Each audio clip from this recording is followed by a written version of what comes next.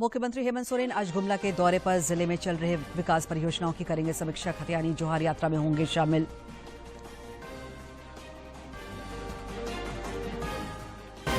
शिक्षा मंत्री जगन्नाथ महतो आज करेंगे विभागीय समीक्षा। राज्य के सरकारी स्कूलों में मध्याह्न भोजन, स्मार्ट क्लास सहित अन्य गतिविधियों का आज से शुरू हो रहा निरीक्षण।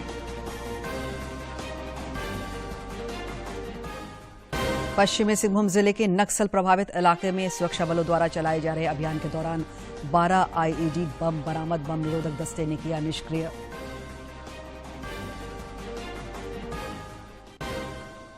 और जेआरडी टाटा स्पोर्ट्स कॉम्प्लेक्स में आयोजित एशियन किड्स क्लाइंबिंग चैंपियनशिप संपन्न। भारतीय टीम 15 पदकों के साथ उपविजेता, Korea overall champion.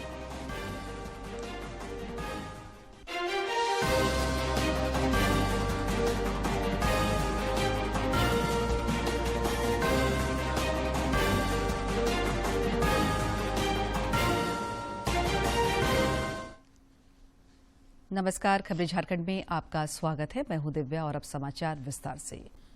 Bharatiya Janata party के नेता भूपेंद्र पटेल आज लगातार दूसरे कार्यकाल के लिए गुजरात के मुख्यमंत्री पद की शपथ लेंगे। राज्यपाल आचार्य देवव्रत उन्हें राज्य के 18वें मुख्यमंत्री के रूप में शपथ दिलाएंगे। शपथ ग्रहण समारोह में प्रधानमंत्री नरेंद्र मोदी के अलावा जनजातीय मामलों के केंद्रीय मंत्री अर्जुन मुंडा और झारखंड के पूर्व मुख्यमंत्री रघुवर दास भी शामिल होंगे। इससे पहले गुजरात पहुंचने पर प्रधानमंत्री का भव्य तरीके से स्वागत किया गया। आचार्य देवव्रत उन्हें राज्य के 18वें मुख्यमंत्री के रूप में शपथ दिलाएंगे। शपथ ग्रहण समारोह गांधीनगर में होगा। प्रधानमंत्री नरेंद्र मोदी, गृह मंत्री अमित शाह और भाजपा अध्यक्ष जेपी नड्डा समेत कई गणमान्य लोग भी इस अवसर पर उपस्थित रहेंगे। गौरतलब है कि गुजरात विधानसभा चुनाव के नतीजों में भारतीय जनता पार्टी ने नया रिकॉर्ड बनाया है। 182 विधानसभा सीटों वाले गुजरात में भाजपा ने 156 प्रत्याशी चुनाव जीत कर आए। 1960 में राज्य की स्थापना के बाद से गुजरात में भाजपा की लगातार 7वीं विधानसभा चुनाव में सबसे बड़ी जीत है। प्रधानमंत्री नरेंद्र मोदी ने कल गोवा के मोपा अंतर्राष्ट्रीय हवाई अड्डे का उद्घाटन किया। इसका नाम गोवा के पूर्व मुख्यमंत्री मनोहर पर्रिकर पर रखा गया है। इस नए हवाई अड्डे में वार्षिक रूप से 44 लाख यात्रियों को समायोजित करने की क्षमता होगी। देश को नई ऊंचाई पर ले जा रहे प्रधानमंत्री नरेंद्र मोदी ने गोवा को अत्याधुनिक अंतर्राष्ट्रीय हवाई अड्डे की सौगात दी। मोपा अंतर्राष्ट्रीय हवाई अड्डे की आधारशिला नवंबर 2016 में खुद प्रधानमंत्री ने ही रखी थी। देश भर में विश्व स्तरीय बुनियादी ढांचा और परिवहन सुविधाएं प्रदान करने की दिशा में इसे बड़ा कदम माना जा रहा है। प्रधानमंत्री मोदी ने आम जन के लिए विकास का सफर आगे बढ़ाते रहने की प्रतिबद्धता दोहराई। मनोहर इंटरनेशनल एयरपोर्ट आज देश के इंफ्रास्ट्रक्चर को लेकर बदली हुई सरकारी सोच और अप्रोच का भी प्रमाण है। 2014 से पहले सरकारों का जो रवैया था, उस वजह से हवाई यात्रा एक लग्जरी के रूप में स्थापित हो गई थी। एयरपोर्ट्स के विकास के लिए उतना पैसा ही नहीं खर्च किया गया। इसका नतीजा ये हुआ कि देश में एयर ट्रैवल से जुड़े इतना बड़ा पोटेंशियल होने के बावजूद भी हम उसमें पीछे रह गए, हम उसे टैप नहीं कर पाए। अब देश विकास की आधुनिक सोच के साथ काम कर रहा है, तो हम इनके नतीजे भी देख रहे हैं। लगभग 2,870 करोड़ रुपए की लागत से विकसित ये हवाई अड्डा कई वजहों से खास है कि इसमें दुनिया के सबसे बड़े विमानों को संभालने में सक्षम रनवे, विमानों के लिए रात की पार्किंग सुविधा के साथ साथ 14 पार्किंग बे, सेल्फ बैगेज ड्रॉप सुविधाएं, अत्याधुनिक और आत्मनिर्भर हवाई नेविगेशन बुनियादी ढांचा जैसी सुविधाएं शामिल हैं। स्थायी बुनियादी ढांचे की थीम पर तैयार इस हवाई अड्डे की विशेषताओं में ऊर्जा संयंत्र, हरित भवन, रनवे पर LED लाइटें, वर्षा जल संचय, रिसाइकलिंग सुविधाओं के साथ अत्याधुनिक सीवेज उपचार संयंत्र भी शामिल हैं। प्रधानमंत्री मोदी ने नागर विमानन क्षेत्र में अपनी सरकार द्वारा किए गए कार्यों का जिक्र किया। सभी प्रयासों की वजह से आज भारत दुनिया का तीसरा सबसे बड़ा एविएशन मार्केट बन चुका है।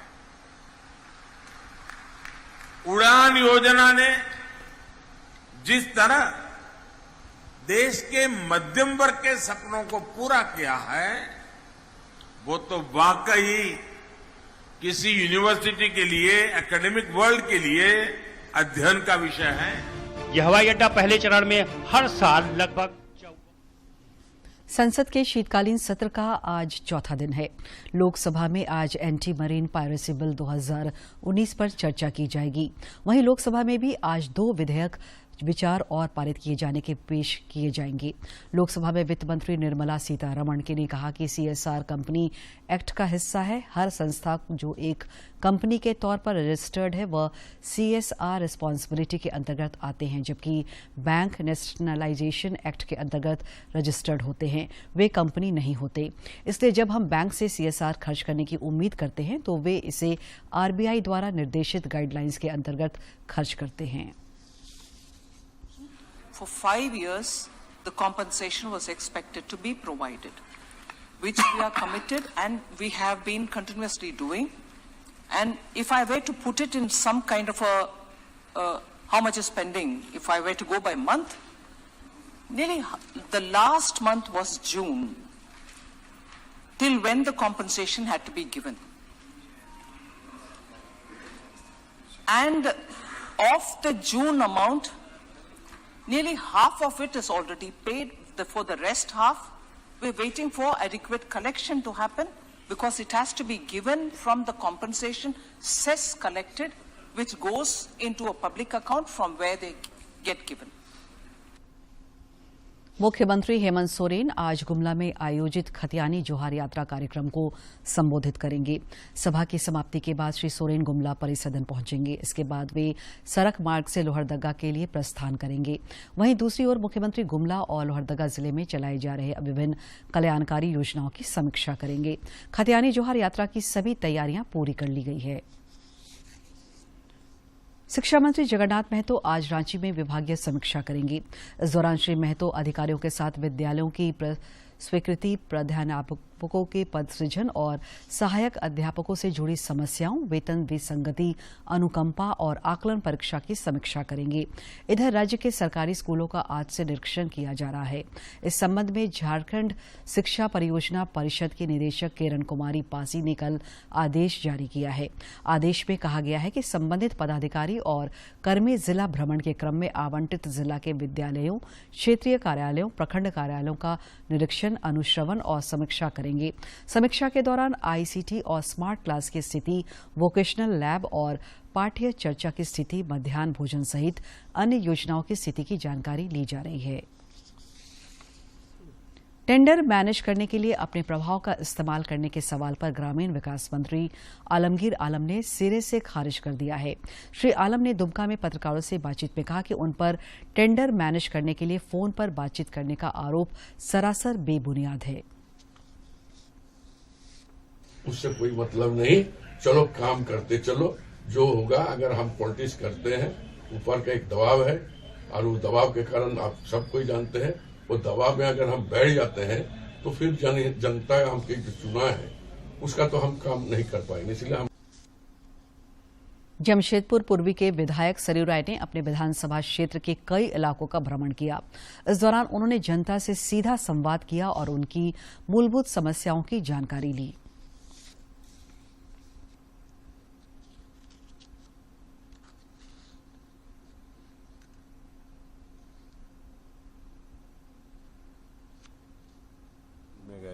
वन होते हुए टूबी में आए हैं। अब देखिए क्षेत्र में भ्रमण से पैदल घूमिए, लोगों से मिलिए जुलिए तो अनेकों समस्याएं ध्यान में आती हैं। 20 साल 25 साल से कई ऐसे इलाके हैं जहाँ न सड़क है न नाली है, पानी भी नहीं पहुँचा है, और पानी पहुँचा है जहाँ वहाँ भी बड़ी मुश्किल से पानी चढ़ पाता है। तो घूम के जितनी समस्याओं को देखा आज हमने, उसके लिए एक तो हमने बिजली बोर्ड को अलग से कहा है कि मैं 14-15 यहाँ हूँ। मनी लॉन्ड्रिंग मामले में निलंबित आईएएस अधिकारी पूजा सिंघल की जमानत पर आज सुप्रीम कोर्ट में सुनवाई होगी। गौरतलब है कि 3 नवंबर को झारखंड हाईकोर्ट से जमानत नहीं मिलने के बाद पूजा सिंघल ने सुप्रीम कोर्ट में याचिका दायर कर जमानत के लिए गुहार लगाई है। डीएसपी प्रमोद मिश्रा से आज रांची स्थित क्षेत्रीय ईडी कार्यालय में पूछताछ होगी। ईडी ने उन्हें समन भेजकर हाजिर होने का निर्देश दिया है। उन पर बरहरवा टोल प्लाजा विवाद में मंत्री आलमगीर आलम और पंकज मिश्रा को 24 घंटे में क्लीन चिट देने का आरोप है। बरहरवा कांड के आईओ सरफुद्दीन खान से पूछताछ के बाद ईडी ने डीएसपी प्रमोद मिश्रा को पूछताछ के लिए समन जारी किया है। प्रधानमंत्री नरेंद्र मोदी का नारा सबका साथ और सबका विकास आकांक्षी जिला गिरिडीह में सत्य साबित हो रहा है। केंद्र सरकार की योजनाओं से लाभान्वित होने के बाद जिले के तेलोडी पंचायत के ग्रामीणों के जीवन स्तर में सुधार हुआ है। तेलोडी पंचायत से हमारे संवाददाता की खास रिपोर्ट। चाहे हदीस अंसारी हो या फिर मुनव्वर, गरीबी के चलते कई दशकों से इनके घर का सपना पूरा नहीं हो रहा था। ये परिवार मिट्टी के घर में रहते थे और बरसात में इनका जीवन नरकीय हो जाता था। लेकिन प्रधानमंत्री आवास और शौचालय से लेकर उज्ज्वला और मुफ्त राशन तक की योजना ने इन सबों की जिंदगी बदल दी है। आकांक्षी जिला गिरिडीह के ये निवासी केंद्र की विभिन्न योजनाओं का फायदा लेकर विकास के रास्ते पर चल पड़े हैं। प्रधानमंत्री आवास मिला, मेरा खपड़ेला मकान था, रात में चूने लगता था बारिश में।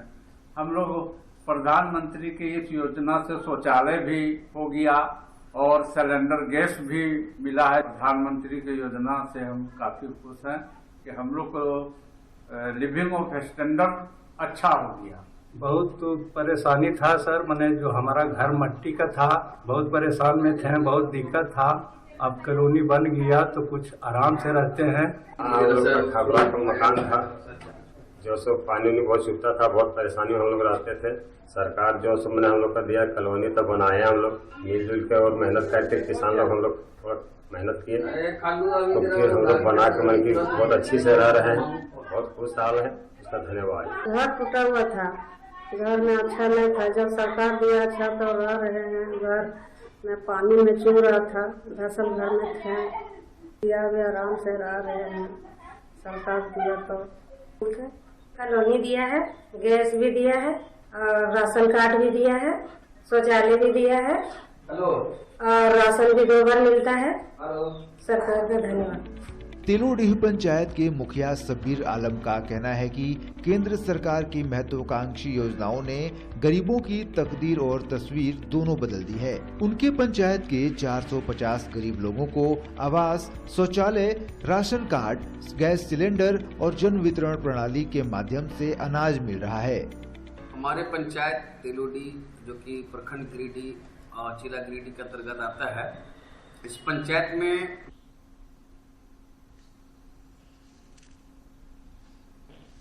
पश्चिमी सिंहभूम जिले के घोर नक्सल प्रभावित इलाके में सुरक्षा बलों द्वारा चलाए जा रहे अभियान के दौरान 12 आईईडी बम बरामद किए गए हैं। टोरंटो थाना क्षेत्र के कोल्हान वन प्रमंडल इलाके के रेंगरा हाथू जंगल में 1 करोड़ के इनामी नक्सली मिसिर बेसरा समेत कई नक्सली नेताओं के होने की सूचना पर पुलिस की संयुक्त टीम द्वारा अभियान चलाया जा रहा है। इसी दौरान रेंगरा हाथू के जंगल में 5-5 केजी के 12 आईईडी बम बरामद किए गए। पुलिस अधीक्षक आशुतोष शेखर ने बताया कि सुरक्षा बलों को टारगेट करने के उद्देश्य से इन बमों को लगाया गया था। उन्होंने बताया कि बम निरोधक दस्ते के द्वारा सभी आईईडी बमों को नष्ट कर दिया गया है।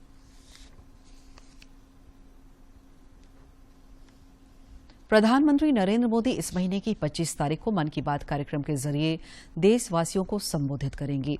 प्रधानमंत्री ने लोगों से आग्रह किया है कि वे नए भारत के निर्माण से जुड़ी अपनी प्रेरक कहानी और उपलब्धि भेजें। आम लोग अपने सुझाव 1800-117800 पर रिकॉर्ड कर सकते हैं। टेक्नोलॉजी और इनोवेशन से जुड़ी कोई ऐसी प्रेरक कहानी है? आपकी कहानी बन सकती है प्रधानमंत्री की जुबानी। जुड़िए मन की बात से और साझा कीजिए अपनी कहानी। डायल करें 1800-117800 या अधिक जानकारी के लिए देखें mygov.in। Jharkhand academic council Jack द्वारा ली जाने वाली मैट्रिक और इंटरमीडिएट की परीक्षा मार्च 2023 में होगी। इससे पहले फरवरी महीने में प्रायोगिक परीक्षा ली जाएगी। साथ ही आंतरिक मूल्यांकन की प्रक्रिया भी फरवरी में ही पूरी कर ली जाएगी। दोनों परीक्षा का एक टर्म में होगी। जैक की ओर से परीक्षा कार्यक्रमों की घोषणा जनवरी में की जाएगी। ग्रामीण विकास मंत्री आलमगीर आलम और कृषि मंत्री बादल पत्रलेख ने आधी आबादी के सशक्तिकरण पर बल दिया है।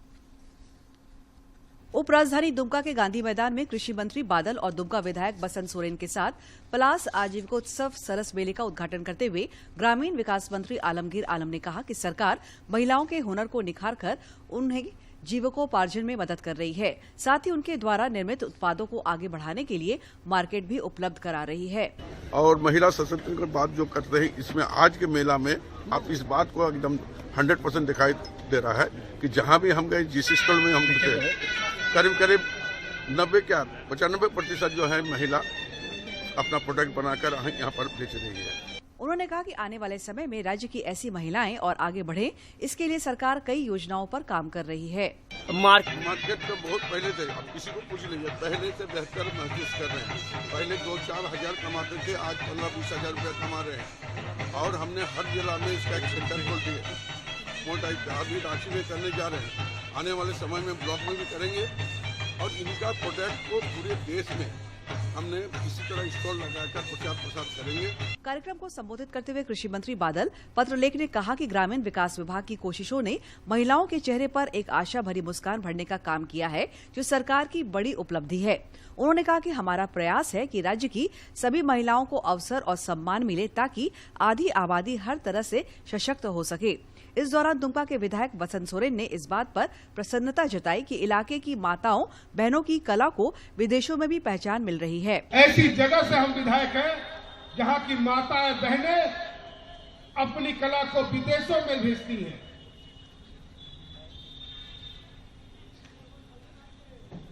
तो ये बहुत ही बड़ी गौरव की बात है हम लोगों के लिए। दुमका के गांधी मैदान में आयोजित इस 10 दिवसीय पलास आजीविकोत्सव सरस मेले में 18 राज्यों के हस्तशिल्पी और महिला उद्यमी भाग ले रहे हैं। इनके उत्पादों की बिक्री और प्रदर्शनी के लिए लगभग 150 स्टॉल लगाए गए हैं। ग्रामीण विकास मंत्री आलमगीर आलम, कृषि मंत्री बादल और विधायक बसंत सोरेन ने मेले में लगे स्टॉलों का अवलोकन किया और हस्तशिल्पियों का उत्साहवर्धन किया।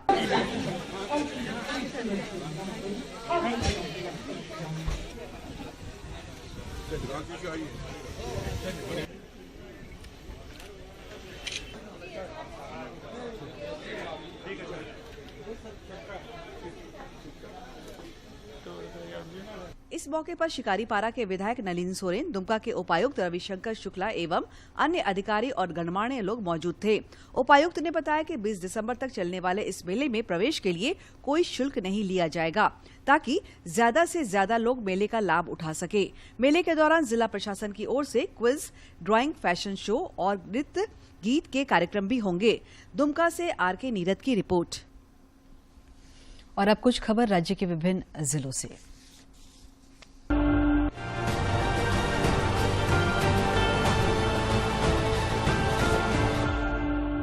मुख्यमंत्री हेमंत सोरेन से राजद के प्रदेश अध्यक्ष संजय सिंह यादव, प्रधान महासचिव संजय प्रसाद यादव, मंत्री सत्यानंद भोक्ता और पूर्व मंत्री सुरेश पासवान ने मुलाकात की।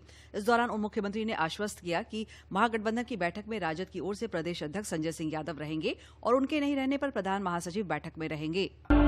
आजसू पार्टी के महासचिव डॉक्टर लंबोदर महतो ने कहा है कि राज्य के विकास और सामाजिक बेहतरी के लिए अधिवक्ता आगे आएं। श्री महतो रांची स्थित केंद्रीय कार्यालय में आयोजित मिलन समारोह में उपस्थित अधिवक्ताओं, पदाधिकारियों एवं कार्यकर्ताओं को संबोधित कर रहे थे। भाजपा विधायक कोचे मुंडा ने कर्रा प्रखंड के तिलमी स्थित उत्क्रमित उच्च विद्यालय के नए भवन का निर्माण कार्य का शिलान्यास किया। इस दौरान उन्होंने कहा कि प्रधानमंत्री नरेंद्र मोदी ने शिक्षा का आधुनिकीकरण कर दिया, अब समय डिजिटल शिक्षा का है।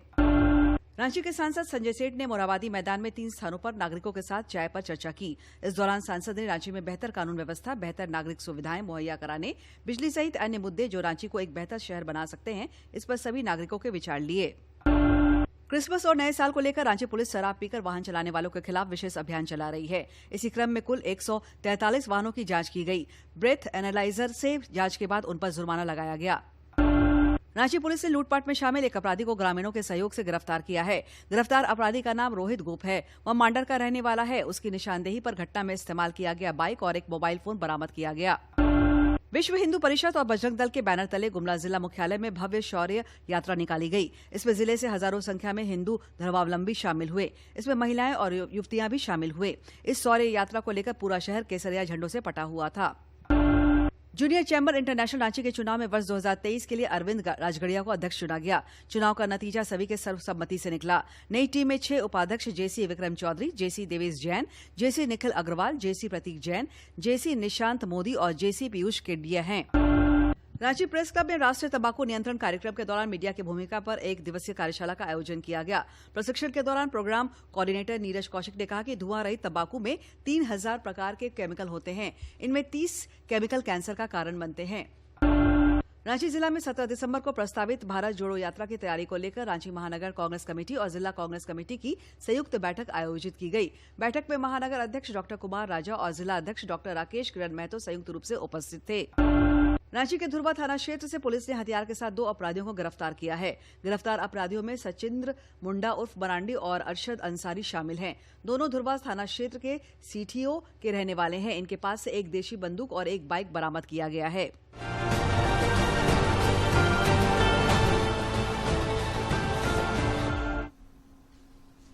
राज्य में पिछले 24 घंटे के दौरान डाल्टनगंज में न्यूनतम तापमान 11 डिग्री सेल्सियस रिकॉर्ड किया गया। इधर रांची समेत कुछ अन्य जिलों में आकाश में बादल छाए रहने की वजह से न्यूनतम तापमान में कुछ बढ़ोतरी देखी जा रही है। मौसम विज्ञान केंद्र रांची ने बताया कि 3 से 4 दिनों तक रात के तापमान में किसी बड़े बदलाव की संभावना कम है, लेकिन उसके बाद अगले 2 दिनों तक तापमान में 2 से 3 डिग्री सेल्सियस की गिरावट हो सकती है।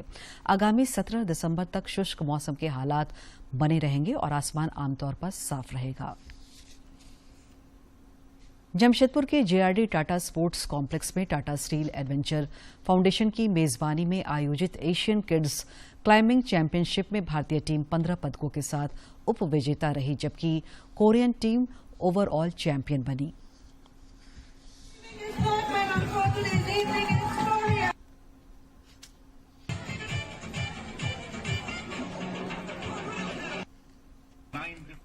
Countries and their parents and coaches.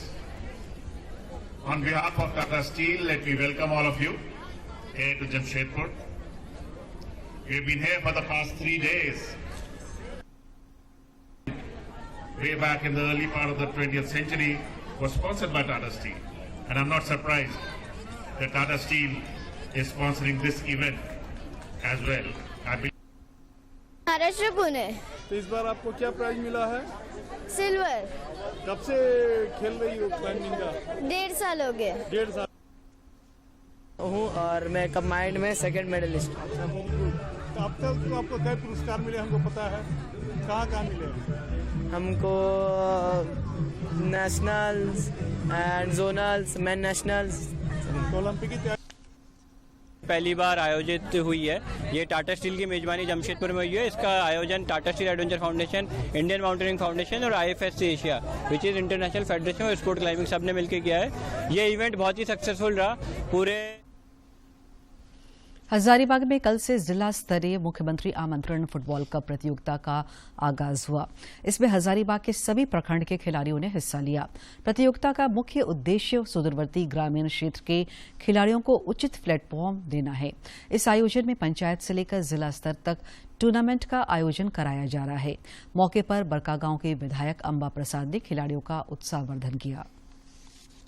क्षेत्र में खेलना चाहते हैं वो खेल के, क्योंकि देखिए हमारे मुख्यमंत्री भी जो उत्कृष्ट जो खिलाड़ी होते हैं, जो उम्दा खिलाड़ी होते हैं, उनसे मिलते हैं, उनको पुरस्कार देते हैं, उनको राशि देते हैं, उनको प्रेरित करते हैं और उनको रोजगार का भी प्रावधान डायरेक्ट। मुंबई में दूसरे T20 महिला क्रिकेट मैच में कल भारत ने रोमांचक मुकाबले में सुपर ओवर में ऑस्ट्रेलिया को 4 रन से हराया। 5 मैचों की श्रृंखला में अब दोनों टीमें 1-1 से बराबरी पर हैं। 1-1 की बराबरी कर ली है।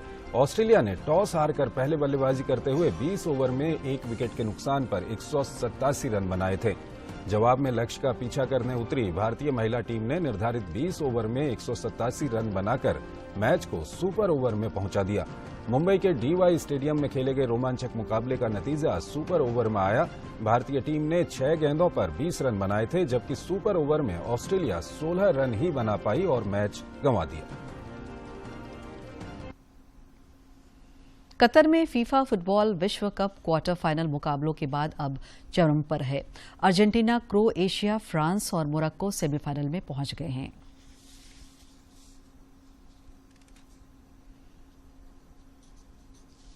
G20 के वित्त और केंद्रीय बैंक उप प्रमुखों की पहली बैठक कल बेंगलुरु में होगी। यह बैठक भारत की G20 अध्यक्षता में वित्तीय एजेंडे पर विचार विमर्श की शुरुआत करेगी। वित्त मंत्रालय और भारतीय रिजर्व बैंक संयुक्त रूप से इसकी मेजबानी करेंगे।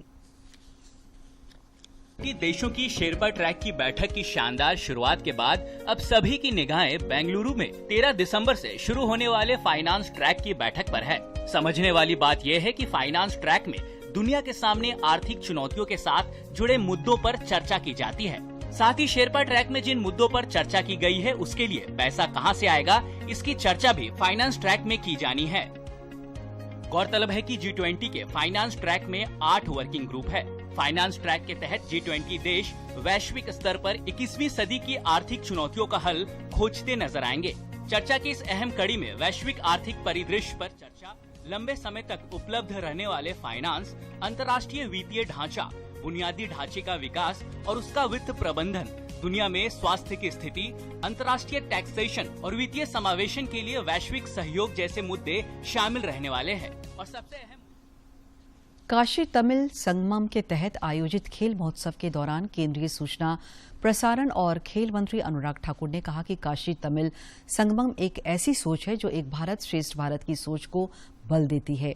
कला, संस्कृति, साहित्य सब क्षेत्रों में जो काशी और तमिल का मेल है, यह हजारों वर्ष पुराना है। इस महोत्सव के जरिए उसको फिर एक बार जीवंत किया गया है। IPL में चेन्नई सुपर किंग्स की नजर आती है,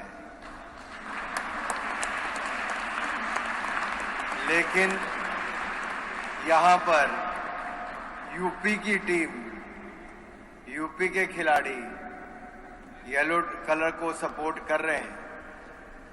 इससे पता चलता है कि काशी तमिल संगमम में कैसे दोनों टीमों ने एक दूसरे राज्य के खिलाड़ियों का स्वागत भी किया है। हेरिटेज वॉक के आज के सेगमेंट में हम आपको सैर कराते हैं तमिलनाडु के बृहदेश्वर मंदिर का।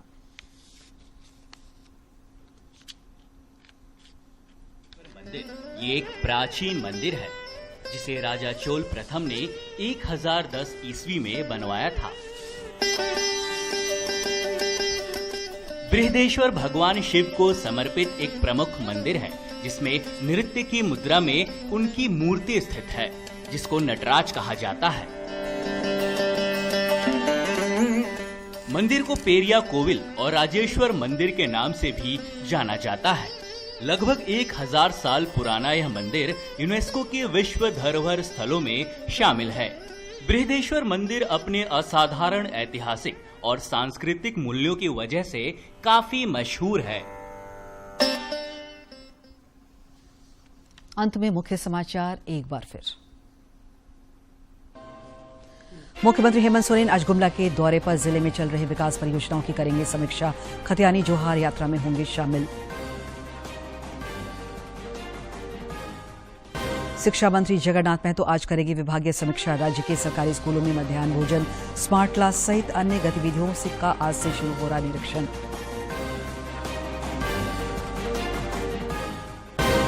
पश्चिमी सिंहभूम जिले के नक्सल प्रभावित इलाके में सुरक्षा बलों द्वारा चलाए जा रहे अभियान के दौरान 12 IED बम बरामद। बम निरोधक दस्ते ने किया निष्क्रिय। और JRD टाटा स्पोर्ट्स कॉम्प्लेक्स में आयोजित एशियन किड्स क्लाइंबिंग चैंपियनशिप संपन्न। भारतीय टीम 15 पदकों के साथ उप विजेता, कोरिया ओवरऑल चैंपियन।